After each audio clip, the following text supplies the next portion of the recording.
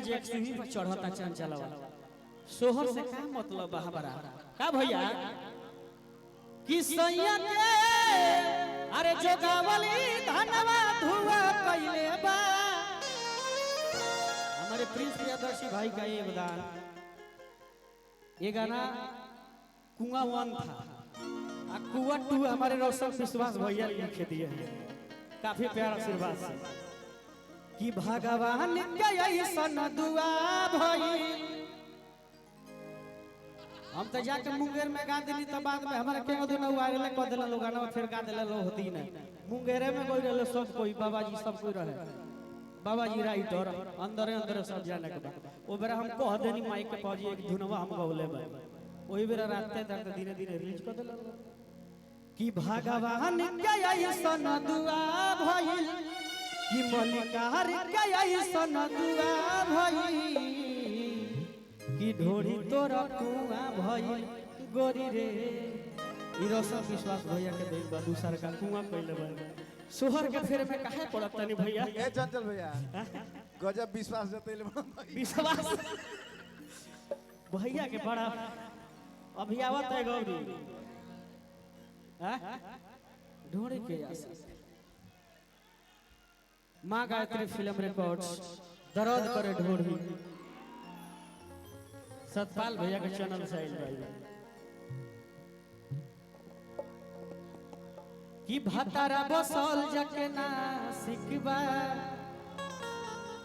अरे कि भतारा बसल जके ना सिकबा कि देवारा ढोरी के सिकबा ई बनौले बखेला बना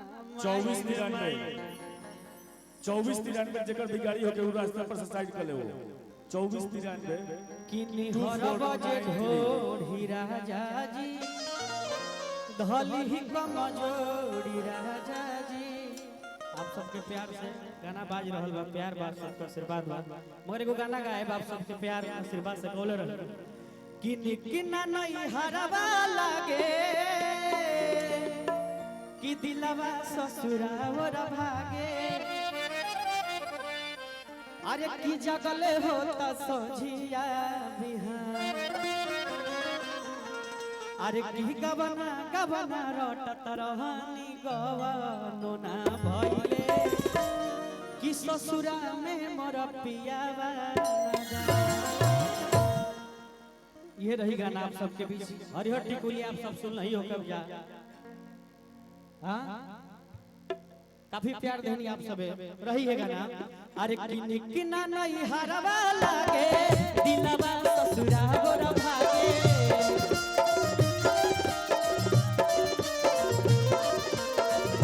किना नहीं हरवा लागे दिलवा ससुरा गोर भागे।